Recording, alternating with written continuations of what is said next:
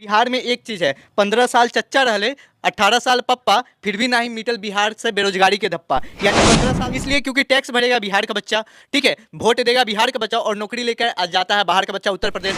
यहाँ पे जो कैंडिडेट है वो कितना भी पढ़ लिख ले, कुछ भी कर ले, यहाँ के बच्चा जब बाहर में जाएगा तो वो लोहा फैक्ट्री में ही काम करेगा, बेरोजगार ही मरेगा।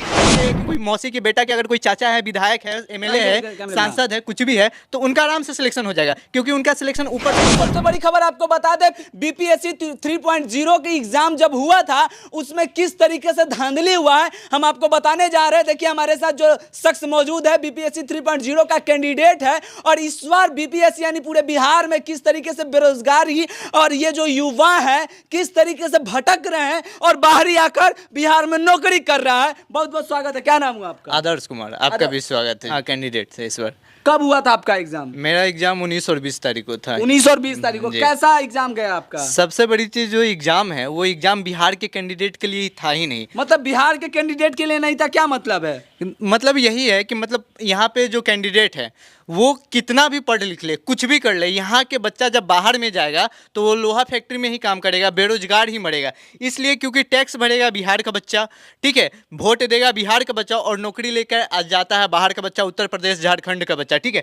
ऑल इंडिया में कोई भी ऐसा स्टेट नहीं है जो अपने स्टेट बोर्ड में टीचर है सो अदर स्टेट कहलाता है, लेकिन आपका बिहार ही सिर्फ एक ऐसा है जो हर बार कहने का मतलब अदर स्टेट के कैंडिडेट को उठा लेता है, ठीक है। और कहा जाता है ना कि बिहार में एक चीज़ है, 15 साल चच्चा रहले, 18 साल पप्पा, फिर भी नहीं मिटल बिहार से बेरोजगारी के धप्पा। यानी 15 साल लालू यादव जी रहे हैं, 18 साल उनके चच्चा जी रहे हैं तेजस्वी यादव से, और दोनों कोई साथ ही रहते हैं, अलग भी हो जाते हैं और कहते हैं कि बिहार में बेरोजगारी है। तो भाई बेरोजगारी है कहाँ से? और रही बात बीपीएससी शिक्षक एग्जाम की, तो एग्जाम एक ढकोसला होता है। किस लिए? एक जो सामान्य व्यक्ति है, हम आप है, बस बेरोजगारी होने के लिए। अगर हमारे पापा के कोई मौसी के बेटा के अगर कोई चाचा है, विधायक है, एमएलए है, सांसद है, कुछ भी है, तो उनका आराम से सिलेक्शन हो जाएगा क्योंकि उनका सिलेक्शन ऊपर से ऊपर होता है, ठीक है। लेकिन हम लोग कितना भी पढ़ ले, कितना भी कुछ कर ले, बाहरी आता है और हमारे आप कैल दाई क्या नाम भाव जाए के उसी ढंग से यहाँ पे पढ़ता बिहार का बच्चा है, सब कुछ करता है बिहार का बच्चा है, वोट बिहार का बच्चा देता है,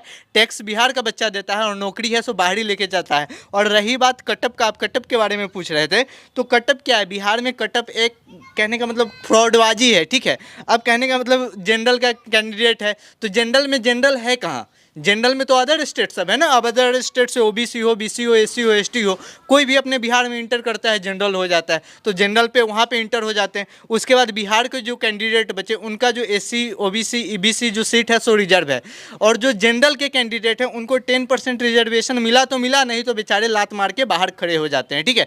तो बिहार में कटअप जो है सो बिहारियों के लिए हाई रहता है, ठीक है। अभी एक डाटा आपको मिला है, हमको कहाँ से क्या बोला जरा ट्विटर से मिला है, जहाँ पे सिर्फ 68,000 कैंडिडेट बिहार के थे 1 to 5 के टीचर के बहाली में, ठीक है।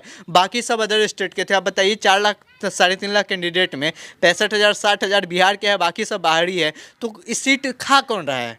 सीट तो बिहार में आना चाहिए ना भाई।